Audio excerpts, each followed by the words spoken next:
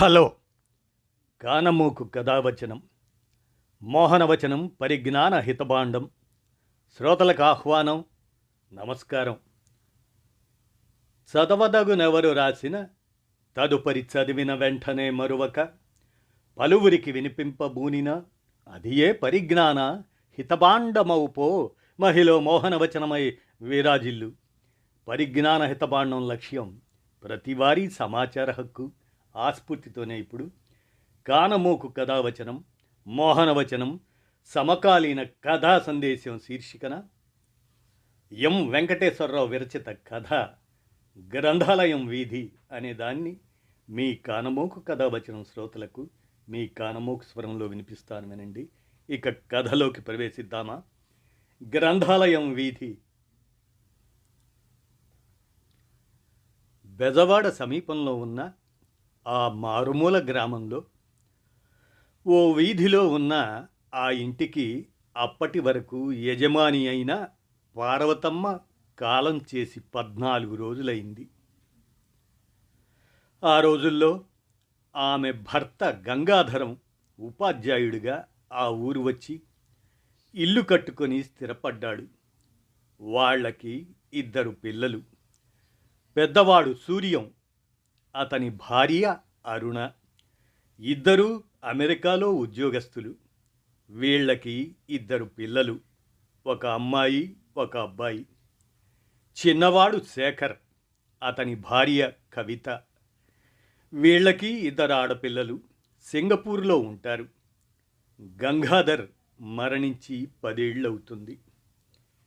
కొడుకులు తమ దగ్గరికి రమ్మని అంటూ పార్వతమ్మని బలవంత పెట్టినా ఉన్న ఊళ్ళోనే సొంత ఇంట్లో ఒంటరిగా ఉంటుంది. పార్వతమ్మ చేసిన పూజల వల్లనో ఆమె నిష్కామత్వం వల్లనో ఏమాత్రం అనారోగ్యం అసౌకర్యం లేకుండానే నిద్రలోనే శివైక్యం పొందింది. అదే ఊళ్ళో ఉన్న దూరపు బంధువు భాస్కరం పార్వతమ్మ పార్థివ దేహాన్ని ఆమె కొడుకులు వచ్చేదాకా భద్రపరిచారు. కొడుకులిద్దరూ 3వ రోజు సాయంత్రానికి భార్యలతో వచ్చారు. 13 రోజులు తల్లి కర్మకాండలు శ్రద్ధగా చేశారు. బంధువులు ఆ రోజు సాయంత్రం వెళ్ళిపోయారు. 14వ రోజు మధ్యాహ్నం హాల్లో టీవీలో క్రికెట్ చూస్తున్నాడు చిన్న కొడుకు శేఖర్. అతని భార్య కవిత వచ్చి, ముఖ్యమైన పనులన్నీ వదిలేసి ఇప్పుడు మ్యాచ్ చూడటం అవసరమా అంటూ భర్త చేతిలో ఉన్న రిమోట్ తీసుకొని టీవీ ఆఫ్ చేసింది. ఏంటి కవిత, ఇప్పుడు నేనేం చేయాలి అన్నాడు చిరాగ్గా. అలా అంటారేంటండి? ఇల్లు విషయం, బంగారం సంగతి బావగారితో మాట్లాడి తేల్చండి. అసలే రాజధాని దగ్గర ప్రాంతం మంది, ధరలు బాగా పెరిగాయట. మనకి 2 ఆడపిల్లలే, చీటికి మాటికి రావడానికి వీలు పడని ఉద్యోగం మీది. కాబట్టి ఈ విషయాలు ఇప్పుడు తేల్చుకొని వెళ్ళడమే సరైన పని. లేవండి అనేసి లోపలికి వెళ్ళింది. అన్నయ్య ఏనాడు ఈ విషయాలు ప్రస్తావించలేదు. ఇప్పుడు తను తొందరపడి అడగటం బాగుంటుందా ఆలోచిస్తూ బయటకు నడిచాడు శేఖర్. బజారులో భాస్కరం బాబాయ్ కనిపించాడు. బాబాయ్, ఏంటి ఇలా వచ్చావు పలకరించాడు శేఖర్. చిన్న పని మీద వచ్చానురా. మొత్తానికి అన్నదమ్ములు 2 కలిసి సఖ్యతగా మాట తేడా లేకుండా మీ అమ్మ కార్యక్రమాలన్నీ శ్రద్ధగా ముగించారు. చాలా సంతోషంగా ఉంది. ఎన్నాళ్ళుంటారు ఇక్కడ? నేను 10 రోజుల్లో వెళ్తాను. అన్నయ్య ఈ నెలంతా ఉంటాడు. అయితే మరి ఇల్లు ఎవరికైనా అతికిస్తారా? ఆ విషయమే నీతో మాట్లాడదామని. అయితే బజార్లో ఎందుకు, మా ఇంటికి వెళ్దాం పద అన్నాడు. భాస్కరం మాట మీద వాళ్ళ ఇంటికి వెళ్ళాడు శేఖర్. భాస్కరం భార్య తులసి వచ్చి శేఖర్ని పలకరించింది. 2 నిమిషాల మౌనం తర్వాత, "ఆ, చెప్పు. ఇల్లు బంగారం గురించేనా? మీ అన్నయ్య ఏమంటున్నాడు?" అడిగాడు భాస్కరం. "ఇంకా ఈ విషయాలు అన్నయ్యతో మాట్లాడలేదు బాబాయ్. అడిగితే ఏమనుకుంటాడో అని" అన్నాడు శేఖర్. "ఉమ్, ఇందులో అనుకునేదేముంది? పిత్రార్జితం ఇద్దరికీ సమాన హక్కు ఉంటుంది. ఆ, అసలు నీ ఉద్దేశం ఏమిటి?" "అన్నయ్య అమెరికాలో సెటిల్ అయ్యాడు. వదిన కూడా ఉద్యోగం చేస్తుంది. నాకు 2 ఆడపిల్లలు. ఒక్కడి నేనే నా సంపాదన. అందుకని ఇల్లు బంగారం పంచుకుంటే బాగుంటుందని అనుకుంటున్నా. సిటీకి సమీపంలోనే ఉంది కదా. రేట్లు కూడా బాగానే ఉన్నాయని విన్నాను." "ఆ, అది నిజమే. కానీ ముందు అన్నయ్యతో ఓసారి మాట్లాడు. ఆ, ఆ, అది ఆ, ఆ, అది నీ సమక్షంలో అయితే బాగుంటుందని." "మధ్యలో నేనెందుకురా? మీరిద్దరూ నాకు కావలసిన వాళ్ళే. ఒకవేళ నేను చెప్పింది మీలో ఎవరికి నచ్చకపోయినా నాకు ఇబ్బందిగా ఉంటుంది" అన్నాడు భాస్కరం. "ఆ, అలా జరగదులే బాబాయ్. ఉమ్, అయితే ఇవాళే మీ అన్నయ్యకి సంగతి చెప్పి వాడేమన్నదో నాతో చెప్పు. దాన్ని బట్టి నేను వస్తాను." అంతలో తులసి కాఫీ తెచ్చింది. కాఫీ తాగి లేచి బయలుదేరుతూ, "సరే బాబాయ్, నేను తర్వాత ఫోన్ చేస్తాను" అని బయటకొచ్చాడు శేఖర్. ఆ రోజు రాత్రి అన్నయ్యతో మాట్లాడదాం అనుకున్నాడు. కానీ రాత్రి భోజనాలయ్యాక బాల్యపు సంగతులు, తల్లిదండ్రుల ముచ్చట్లు సూర్యం చెబుతూ ఉంటే తాను చెబదామనుకున్న అసలు విషయాన్ని మర్చిపోయి శేఖర్ కూడా జ్ఞాపకాలను పంచుకున్నాడు. వేకువజాము 3 గంటలు. పెంపుడు కుక్క అరుపుకి సూర్యానికి మెలకువ వచ్చింది. తలుపు తీసి వసారాలోకి వచ్చి బల్ల మీద కూర్చున్నాడు ఏదో ఆలోచిస్తూ. 1 గంట తర్వాత శేఖర్ లేచాడు. వసారాలో సూర్యాన్ని చూసి, లేచి చాలాసేపు అయిందా అన్నయ్య?" అన్నాడు ఆవలిస్తూ. "అవునరా, నిద్ర పట్టడం లేదు" అని. 4 దాటింది. అలా కాలం వరకు వెళ్దామా?" అన్నాడు సూర్యం. అన్నతో ఇల్లు బంగారం గురించి మాట్లాడటానికి ఇదే మంచి సమయం అనుకున్నాడు శేఖర్.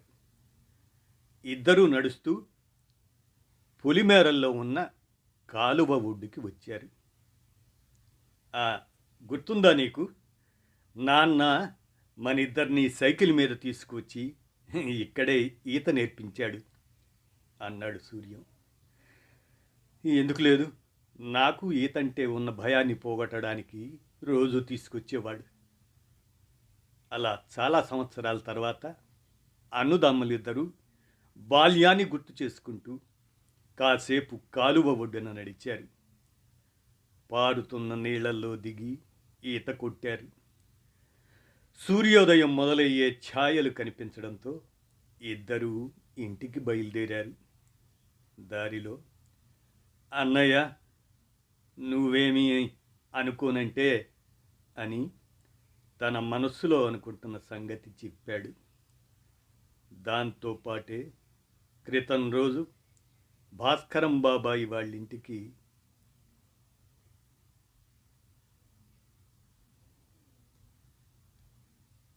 వెళ్ళిన సంగతి అది కూడా వివరించాడు. సూర్యం మౌనంగా విని, "సరే, రమ్మను" అన్నాడు. ఆ రోజు మధ్యాహ్నం భోజనాలయ్యాక భాస్కరం వచ్చాడు. కాసేపు పిచ్చాపాటి అయ్యాక భాస్కరం అసలు సంభాషణ మొదలుపెడుతూ, "ఎన్నాళ్ళుంటారా?" అన్నాడు. నేను ఈ నెలాఖరు వరకు ఉంటాను బాబాయ్. తమ్ముడు 10 రోజుల్లో వెళ్తాడు. "ఉమ్, మరైతే ఇంటిని ఏం చేద్దాం అనుకుంటున్నారు? ఎవరికైనా అద్దెకిస్తారా?" ఇంకా ఏమీ అనుకోలేదు. అమ్మితే మంచి రేటు వస్తుందని పొద్దున తమ్ముడు చెప్పాడు. "ఆ, మరి నువ్వేమంటావు?" "అదే నిన్ను అడుగుతున్నాను. నీ అభిప్రాయం చెప్పు బాబాయ్" అన్నాడు సూర్యం. "ఉమ్, మీ శ్రేయోభిలాషిగా చెప్తున్నాను. మనది అనేది ఒకటి ఉంటేనే ఎప్పుడైనా పుట్టి పెరిగిన ఊరు, మనవాళ్ళు అనే ఆప్యాయతలు, రాకపోకలు ఉంటాయి. కాదు అమ్మేసుకుంటామంటే మీ ఇష్టం. ఊరంటే మీ అమ్మా నాన్నలు ఒక్కళ్లే కాదుగా, చిన్నప్పటి నుంచి మీకు తెలిసిన వాళ్ళు, కలిసి పెరిగిన వాళ్ళు, కలిసి చదువుకున్న వాళ్ళు, బంధువులు అంతా మీ వాళ్లే" అన్నాడు భాస్కరం. దీర్ఘశ్వాస తరువాత, "బాబాయ్, రేపు సర్వేయర్ని, బంగారం వెండి తూకం వేయడానికి కంసాలిని పిలిపించు" అన్నాడు సూర్యం. ఆ మాటతో భాస్కరానికి గాని, అక్కడే ఉన్న శేఖర్కు గాని ఆపై మాట్లాడే అవకాశం కలుగలేదు. సాయంత్రం ఇంటి ముందు అరుగు మీద కూర్చొని కృష్ణతో మాట్లాడుతున్నాడు సూర్యం. లోపల శేఖర్తో, "మంచి పని చేశారు. ఏది తేల్చుకోకుండా ముసుగులో గుద్దులాట ఎందుకు? ఇదే మంచిది" అంది కవిత. అన్నయ్య ఏమైనా అనుకున్నాడో ఏమో. ఇన్నేళ్లు బట్టి లేని పంపకాలు ఇప్పుడు ఎందుకంటే నువ్వు వినవు. నిమిషానికోసారి మీ నాన్నతో మాట్లాడిస్తావు. అమ్మ పోయి నెల కూడా తిరక్కముందే ఇల్లు బంగారం అమ్ముకొని తెగతెంపులు చేసుకోవాలా? ఎందుకింత తొందరపడుతున్నావో అర్థం కావట్లేదు అన్నాడు శేఖర్ అసహనంగా. మరుసటి రోజు ఉదయాన్నే 2 మనుషులు వచ్చారు. వాళ్లతో అటక మీద ఉన్న ఇత్తడి గుండిగలు, గంగాళాలు, బస్తాల్లో కట్టిపెట్టిన ఇతర సామాన్లు కిందికి దింపించాడు సూర్యం. "ఇంకా ఏమైనా ఉన్నాయా?" "ఇంకో 3 మూటలు ఉన్నాయండి." వాటిని దించండి." వాటిలో తండ్రి ఎంతో ఇష్టపడి సేకరించిన విలువైన పుస్తకాలు ఉన్నాయి. వాటిని పిల్లల కంటే భద్రంగా చూసుకునేవాడు ఆయన. తండ్రి గుర్తొచ్చి శేఖర్ మనస్సు భారమైంది. లోపల ఏదో కలవరం. "శేఖర్, రారా, వీటన్నిటికీ లిస్టు రాద్దాం" అంటూ సూర్యం పిలిచేసరికి తప్పు చేశానన్న న్యూనతతో సతమతమవుతున్న శేఖర్ మౌనంగా వచ్చి కూర్చున్నాడు. "అరుణ, కవిత, మీరు కూడా రండి. తర్వాత అన్యాయం జరిగిందన్న భావన ఎవరి మనస్సుల్లోనూ ఉండకూడదు" అన్నాడు సూర్యం. వాళ్ళు వచ్చి నిలబడ్డారు. ఇత్తడి సామాన్లన్నీ 2 భాగాలు చేస్తూ, "చూసావా, అమ్మా నాన్న ఇటువంటి పరిస్థితిని ముందే ఊహించి ఉంటారేమో. అందుకే ప్రతి వస్తువు 2 కొన్నారు" అని ఉన్న సామాన్ల లిస్టు తయారు చేశాడు సూర్యం.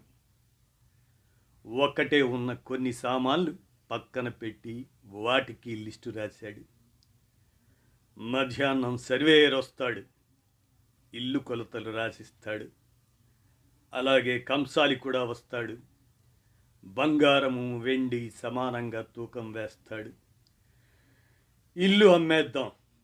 ఇక ఎటు తిరిగి పంచుకోలేనివి, వారసత్వంగా వస్తున్నవి, ఆవు, కుక్క. ఆవును అమ్మేద్దాం, కుక్కని ఎవరికో ఒకరికి ఇచ్చేద్దాం. ఆ తరువాత మనం ఎంత దూరంలో ఉన్నా పైసా ఖర్చు లేకుండా స్కైప్ వంటి సదుపాయాలు అందుబాటులో ఉన్నాయి అన్నాడు. అంతే. ఆ మాటకి ఏం మాట్లాడాలో అర్థం కాలేదు ఎవ్వరికి. సూర్యం ఇంత తొందరగా నిర్ణయం తీసుకుంటాడని వాళ్ళు ఎవరూ ఊహించలేదు. అంతలో సూర్యం కోసం ఎవరో వచ్చి పిలవటంతో బయటికి వచ్చాడు. కవిత పరిస్థితి కుడితిలో పడ్డ ఎలుకలా మారింది. అరుణ మౌనంగా వంటింట్లోకి వెళ్ళింది.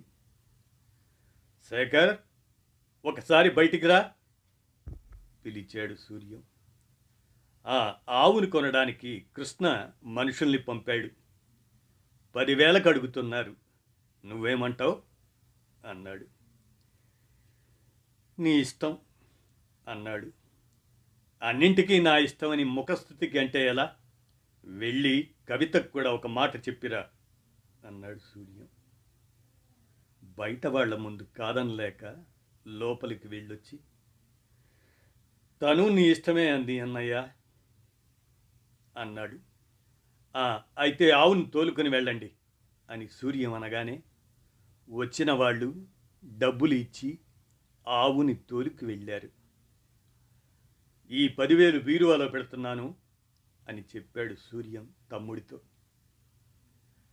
ఆ రోజు మధ్యాహ్నం భాస్కరం సర్వేయర్ని కంసాలిని తీసుకురావటంతో ఇల్లు కొలిపించి వెండి బంగారాలని కంసాలితో సమానంగా తూకం వేయించి పక్కాగా పేపర్ మీద రాయించాడు సూర్యం. సాయంత్రానికి అన్ని లెక్కలు తేలిపోయాయి. బాబాయ్, ఇల్లు కొనేవాళ్ళుంటే ఏర్పాటు చెయ్యి. బేరం కుదిరితే తమ్ముడు వాళ్ళు ఉండే ఈ 10 రోజుల్లోనే రిజిస్ట్రేషన్ కూడా చేయిద్దాం అన్నాడు సూర్యం. ఆ మాటలకి శేఖర్ గొంతు పూడుకుపోయింది. చిన్నప్పుడు ఈ ఇల్లు కట్టడానికి తండ్రి ఎంత కష్టపడ్డది. అన్నయ్య తను గోడలకి ప్రతిరోజు నీళ్లు పోయటం కళ్ళ ముందు మెదిలింది. డబ్బులున్నప్పుడు ఒక్కో గది వేసుకుంటూ అంచెల వారీగా నాన్న కట్టిన ఈ ఇంట్లోనే తమ ఇద్దరి బాల్యం ఎదిగింది. తల్లి ఎప్పుడు ఇంట్లో ఉండేవాళ్ల మనస్సుల్లో ఆప్యాయతలు ఎప్పటికీ సజీవంగా ఉండాలి.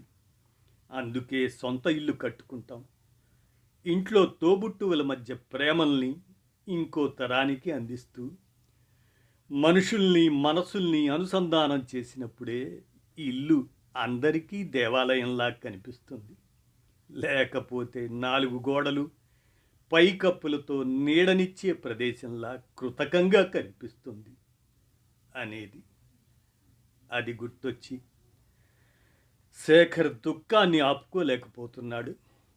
భార్య మాటలు విని తొందరపడటం వల్ల తన కుటుంబం శాశ్వతంగా ఏం కోల్పోబోతున్నది అవగతం అవుతుంది. జీవితాంతం కొనసాగించాల్సిన బంధాలు దూరం అవుతున్నట్లు అనిపిస్తుంది. భాస్కరం వెళ్ళిపోయాడు. సూర్యం బజారుకు వెళ్ళాడు. 2 రోజుల్లో తారుమారైన పరిస్థితులకి తనే కారణమనే భావనతో శేఖర్ కుమిలిపోతున్నాడు. వసారాలో బల్ల మీద స్థాణువులా కూర్చున్నాడు. కవిత అతని దగ్గరికి వస్తూ, మా నాన్న ఫోన్ చేశారు, మాట్లాడండి అంది.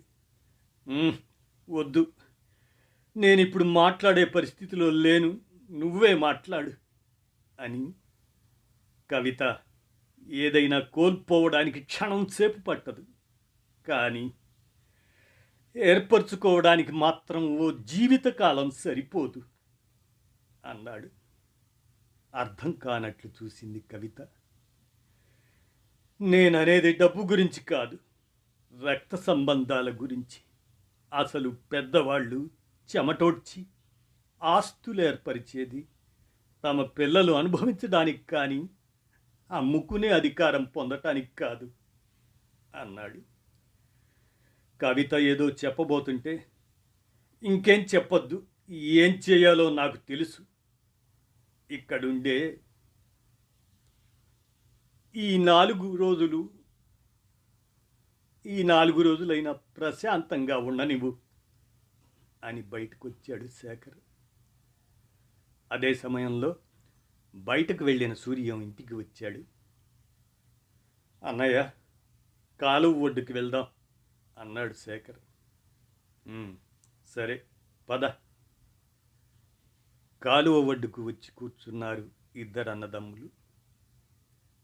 అన్నయ్య, నేను చాలా తెలివి తక్కువగా ఆలోచించాను, తొందరపడ్డాను.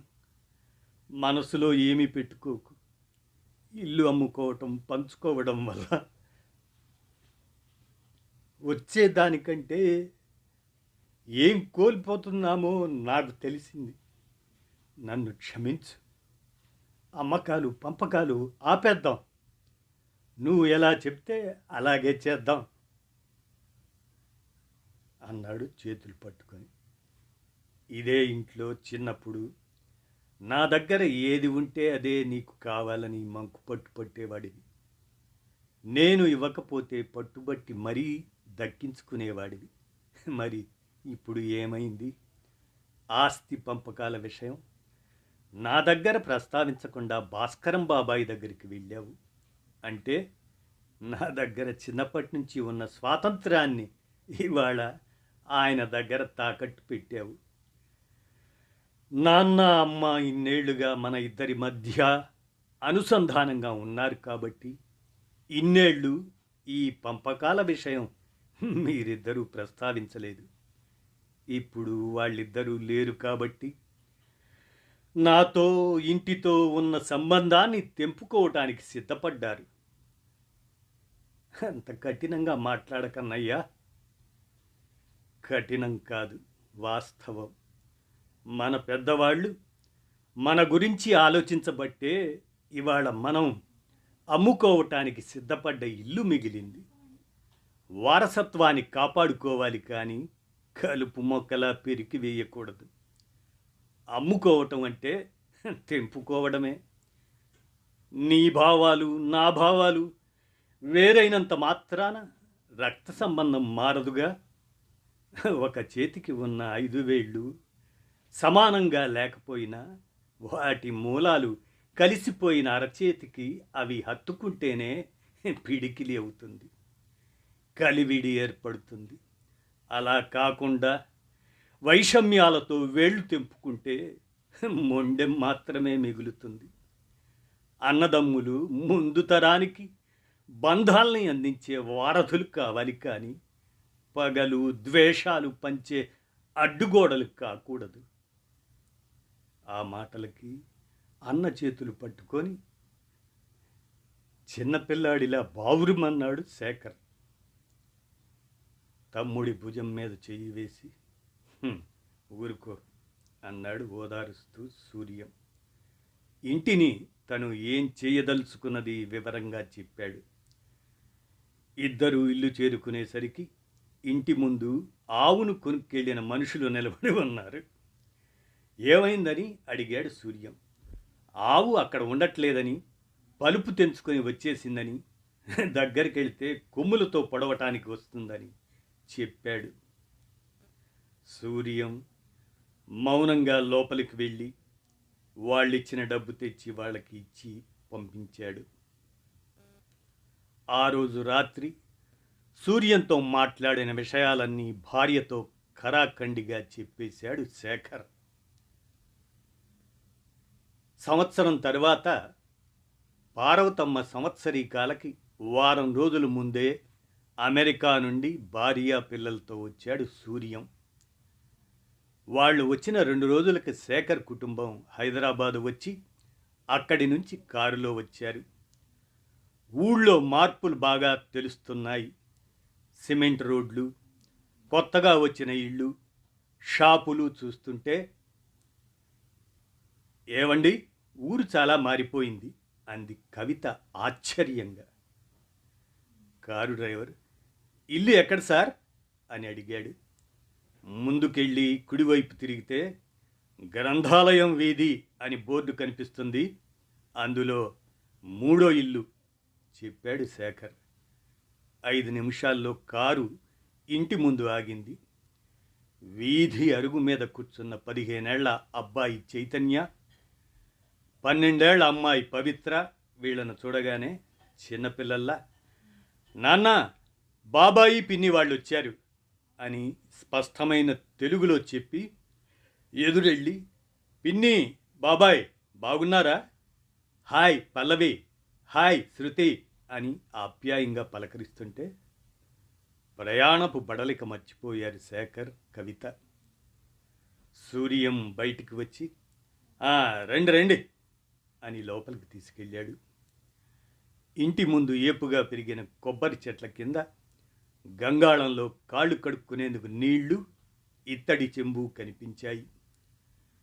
పలకరింపులవుతుంటే అక్కడికి వచ్చిన కుక్క తన వాళ్ళు వచ్చారన్న సంతోషాన్ని చిన్న మూలుగుతో వ్యక్తం చేసేసరికి నాటి జ్ఞాపకాలకి సజీవంగా మిగిలిన దానిని ఆప్యాయంగా తడిమి దొడ్డి వైపు చూశాడు.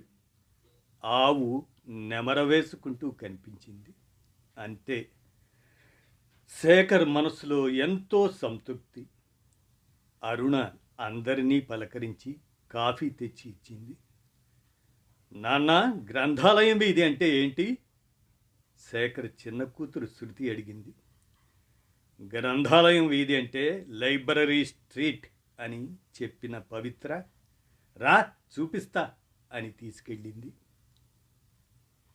కవిత ఇంట్లోకి వచ్చిన కొత్త ఫర్నిచరు, పెద్ద ఫ్రిడ్జు, 2 గదుల్లో ఏసీలు, ఇంటి చుట్టూ ప్రహరీ గోడ చూసి ఇప్పుడు ఇల్లు చాలా బాగుందక్క అంది. అవును అంటూ నవ్వింది అరుణ. నాన్న, మనం మేడ మీదకి వెళ్దాం అని పల్లవి అనేసరికి పిల్లలతో పాటు పెద్దలు కూడా పైకి వచ్చారు. పెద్ద హాల్లో లోపలికి వెళ్ళగానే ఆ రోజుల్లో తల్లి తండ్రి కలిసి తీయించుకున్న ఫోటో పెద్దది గోడ మీద కనిపించేసరికి శేఖర్ మనస్సు ఆర్ద్రమైంది. పుస్తకాల కోసం గోడలను ఆనుకొని కట్టించిన అరల్లో రకరకాల పుస్తకాలు కనిపించాయి. అందులో తండ్రి సేకరించి దాచిన పుస్తకాలను చూసేసరికి శేఖర్కి కళ్ళు చెమ్మగిల్లాయి. ఆ పెద్ద హాల్లో మధ్యలో 2 పొడవాటి బల్లలు, వాటికి అటు ఇటు కుర్చీలు ఉన్నాయి. బల్ల మీద వార్తాపత్రికలు, వార మాసపత్రికలు కనిపించాయి. 3 వ్యక్తులు కూర్చొని చదువుకుంటున్నారు. వీళ్ళందరినీ చూడగానే వాళ్ళు లేచి నిలబడ్డారు. అంతలో ఓ 30 ఏళ్ల కుర్రాడు వచ్చి మామయ్య, అత్తయ్య అని వరసలు కలిపి పలకరిస్తుంటే ఆశ్చర్యంగా చూశాడు శేఖర్. వీడు మన భాస్కరం బాబాయి 3వ కొడుకు. డిగ్రీ వరకు చదివాడు, పెళ్ళయింది. మన ఇంట్లోనే ఉంటూ ఇంటిని, లైబ్రరీ బాధ్యతలను చూసుకుంటున్నాడు. మనం వస్తున్నామని తాత్కాలికంగా భాస్కరం బాబాయి ఇంటికి వెళ్ళాడు. అన్నయ్య, చాలా మంచి పని చేశావు. అమ్మా నాన్నల్ని సజీవుల్ని చేసి మాకే కాదు మన పిల్లలకి విలువలు నేర్పించావు. మన ఇంటిని, మన వీధిని, మన ఊరికే ప్రత్యేక గుర్తింపుగా గ్రంథాలయం వీధిగా మార్చావు. ఆ రోజు నేను ఆవేశపడినట్టు నువ్వు పంతంతో ఇల్లు అమ్మేసి ఉంటే మనం ఏం కోల్పోయేవాళ్ళమో మాటల్లోనే కాకుండా చేతల్లో చూపి నాలో ఆవేశపడే వాళ్ళ కళ్ళు తెరిపించావు అన్నాడు శేఖర్ ఉద్వేగంగా. ఇంటి ముందు అరుగు మీద కూర్చొని మాట్లాడుకుంటున్నారు పిల్లలు. అప్పుడప్పుడు మనకి స్కైప్లో చూపించేదానికంటే ఇల్లు, లైబ్రరీ, ఇక్కడి వాతావరణం చాలా బాగున్నాయి కదక్క అంది శృతి.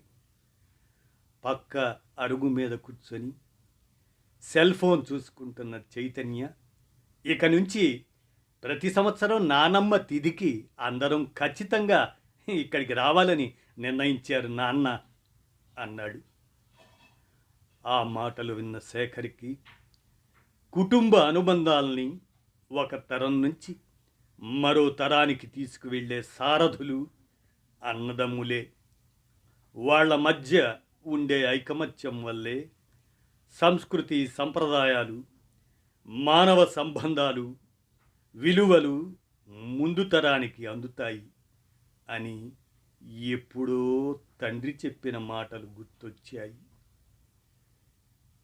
ఇదండి గ్రంథాలయం వీధి అనేటువంటి ఈ కథను కానమోకు కథావచనం, మోహనవచనం, సమకాలీన కథా సందేశం శీర్షికన మీ కానమోకు కథావచనం శ్రోతలకు మీ కానమోకు స్వరంలో వినిపించాను. విన్నారుగా? ధన్యవాదాలు.